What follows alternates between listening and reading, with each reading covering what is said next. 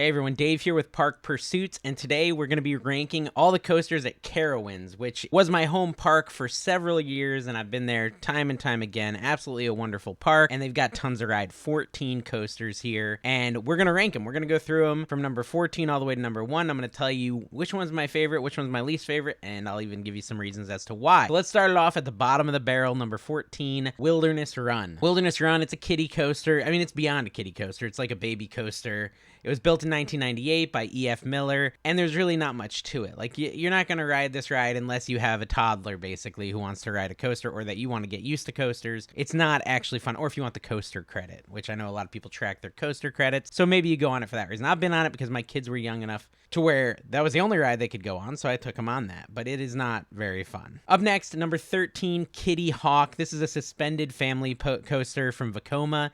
So if you know what an SLC is, which I believe it stands for Standard Looping Coaster, if I'm remembering correctly. I'm not like a pro at coasters, but the SLC is like just notoriously a headbanger. Always gives you a headache. I remember the one when I was a kid. We used to go to Six Flags New England all the time, and they had one called Mind Eraser, and that one would constantly give me a headache, but it was like the only flipping coaster we could get to where I lived in Connecticut, so I still loved it and went on it every time. Well, Kitty Hawk is basically a family version of that, meaning it doesn't flip, but it still has the same kind of chairs and stuff, and it still bangs your head around. Luckily, the top speed's 26 miles an hour, so it's not bad enough to give you a bad migraine, but it is still kind of annoying. It's not a great ride. It's a little bit more intense for the younger kids as they're starting to get used to coasters, but that's why it's my number 13, because it's just not that fun. Okay, let's move right on to number 12. My number 12 is Nighthawk. Now, Kitty Hawk's big brother, right? Nighthawk. This ride is...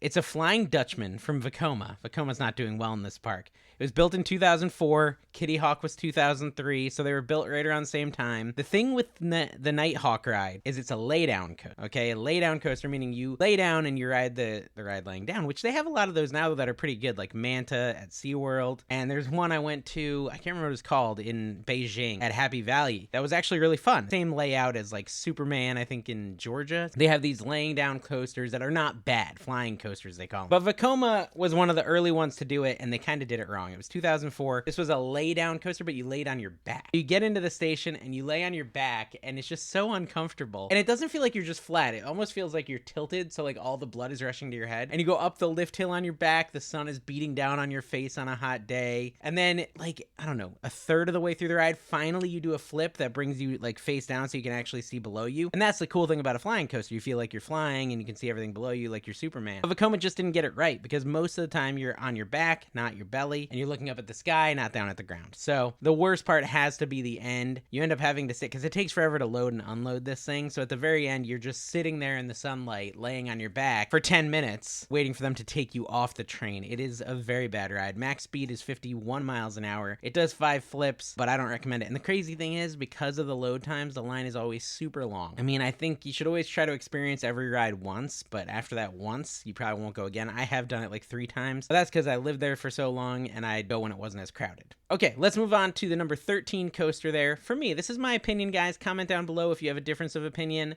It's Carolina Cyclone. Carolina Cyclone is, I think, one of the oldest. It's not the oldest, but it's one of the oldest. 1980 aerodynamic custom looping coaster. 41 miles an hour. This coaster is beautiful. It really is. Like, when you look at it, it is a really awesome part of the park. They've got it painted multiple colors. And as you're walking, it just looks so fun and thrilling and unique. And I really love the way it looks in the park, so I wouldn't really want it to go away. But I also don't really want to ride it very much.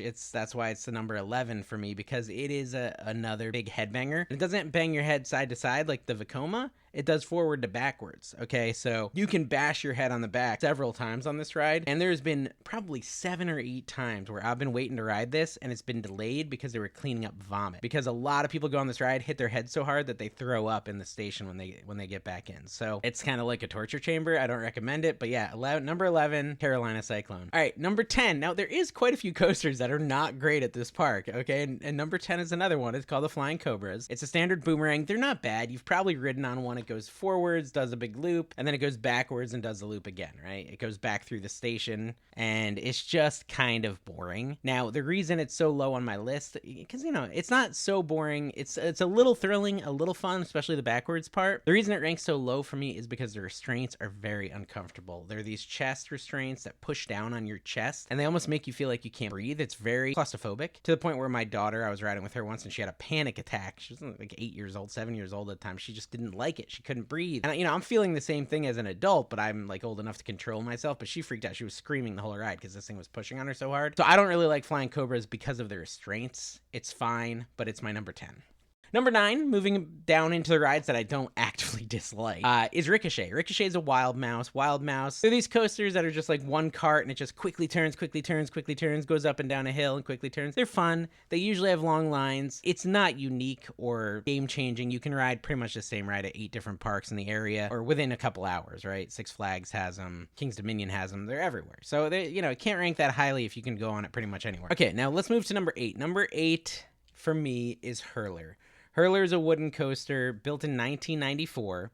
It's from International Coasters with a max speed of 50 miles an hour. And it's just a standard out and back woody. That's all it is. It just goes out, it comes back. It's all right. It's rattly. It's got no airtime. And so a lot of people don't like it. They say it's a really bad coaster. It's not a bad coaster. I would not call Hurler bad. I would call it a little bit boring, but it's not bad. The reason I think a lot of people dislike it as much as they do is because they've retracked the exact same ride, Hurler at King's Dominion, called it Twisted Timbers, and it got like the RMC treatment, which is the Rocky Mountain Construction Group, where they turn the coaster into this like hybrid of metal and wood. And Twisted Timbers, what they did with Hurler, King's Dominion, is amazing. We'll rank those rides too. But Twisted Timbers is up there at that park as one of the best. So I get it. People see, hey, that used to be a Hurler, now it's Twisted Timber. That means Hurler sucks. Well, Hurler's still okay. It's not terrible, but it's not great. And honestly, it's a nice starter coaster too if your kid has just hit that height requirement. Get them on that thing. It's not too crazy, not too intense. It's an okay ride. That's why it's my number 8. Now let's move on to number 7. And this one and Hurler kind of were back and forth in my brain. This was built in 1992 by B&M. It's Vortex, and it's a stand-up coaster. It goes 50 miles an hour, does 2 flips. Pretty wild ride. It's exactly what it sounds like. It's literally a coaster that you stand on while you ride it. You're literally standing, but you're kind of standing too. You're literally and not literally standing, because you have this thing that kind of wedges up into your crotch right between your legs. That's like a stool almost. So you're kind of sitting on this stool that's crushing in between your legs. I mean, you can use your imagination as to how that feels while it's flipping you and things like that. And so while it's pretty cool and the loops are fun, the 2 inversions are fun, it kind of can hurt you in the downstairs area. And that's why it's got to be number 7 for me. It's fast, it's fun, it has potential. I think if they turned it into a floorless coaster, it'd be great. But I just don't like the way they do the stand-up. I think it's uncomfortable. Number 6 for me was built in 1973. This is a super old coaster. It's a standard mine train, Carolina Goldrusher. Aerodynamics built this. They ended up building a lot of rides for Disney down the road and things like that. So they're a great company, but they're defunct. They don't make coasters anymore. But Carolina Goldrusher, it's really targeted at children, I would say, but it's still super fun because it's an adventure. It's got multiple lift hills. It kind of meanders around, and it's just a fun ride, right? It's not so much a coaster. It doesn't feel like a coaster. It's very slow, maybe 20 miles an hour. I don't know the actual statistics on the speed, but it's slow,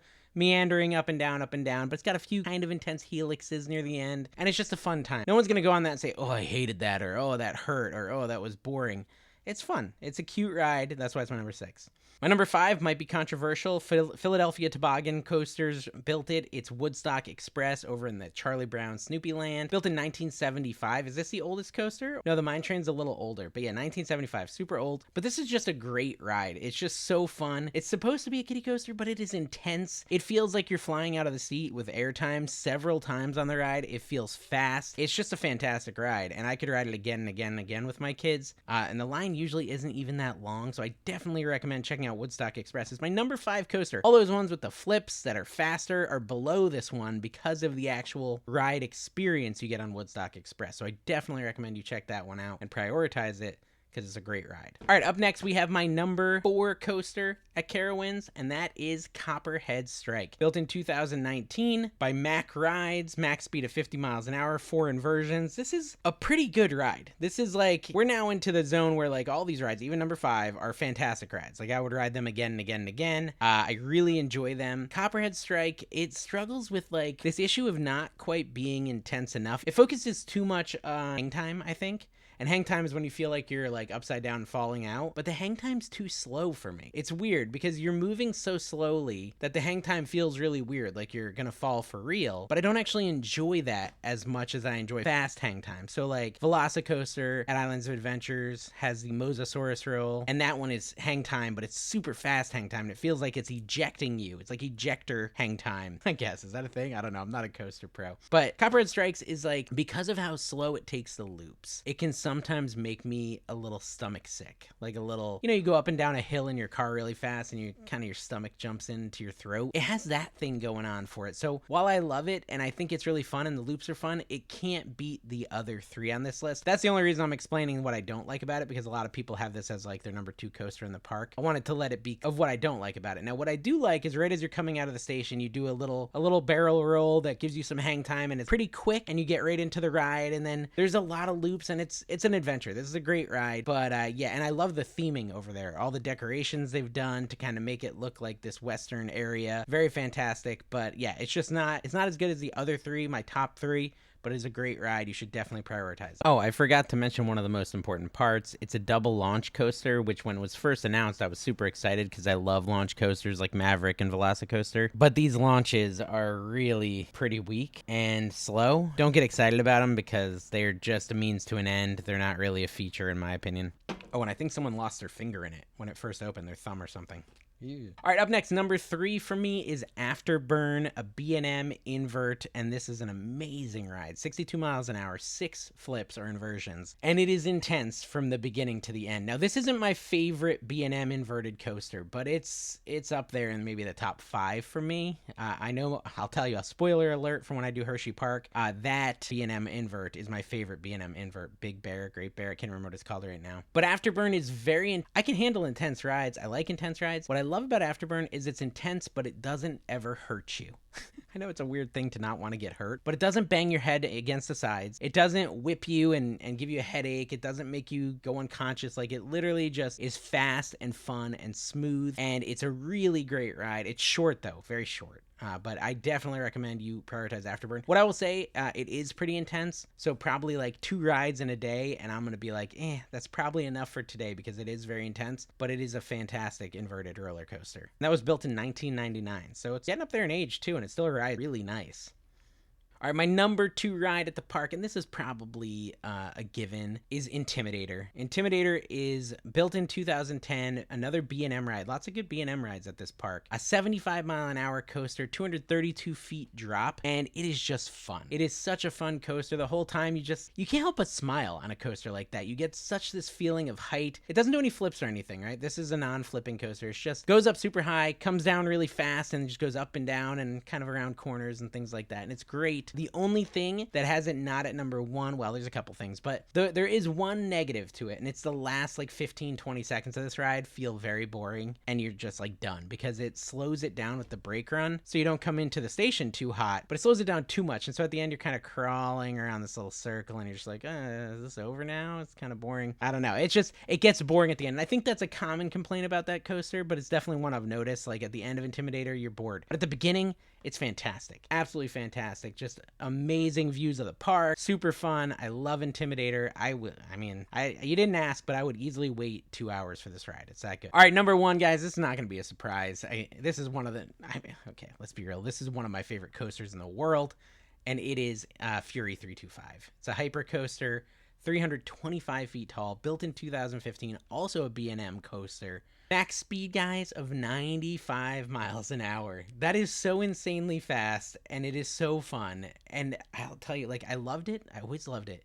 And then there was that one day I rode on the front row. And that front row ride is like life-changing. It is the most fun you'll have in your whole life. If you get down to the front row, I'll wait an extra 30 minutes for the front row if I have to. But there's just this feeling where the wind is coming at you so fast as you go down this 325-foot drop at 95 miles an hour that your eyes are like watering. You go into this like little tunnel at the end, and it's just the adrenaline is insane, guys. I could ride that thing 50 times. And there's another coaster. It won't hurt you at all. It's super smooth. The lap bars are super comfortable. The operations are always incredibly fast and friendly. Those are the people that like load you and unload you. They're super nice and fast. The ride is beautiful. Like the blue and the green is just amazing, especially at the entrance of the park. You can kind of watch it go by you and stuff. It's just, this ride is the reason to go to Carowinds. It really is. So if you're planning a trip to South or North Carolina, because it's in both states, you should totally go to Carowinds. And for nothing else, just go in there for a few hours to ride Fury 325 on the front row. I mean, it is something, if you can ride coasters, you need to do it. It is that good. I can't say enough good things. There's literally nothing bad about this coaster.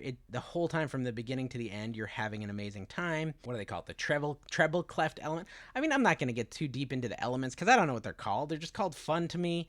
This is my favorite coaster at Carowinds, guys.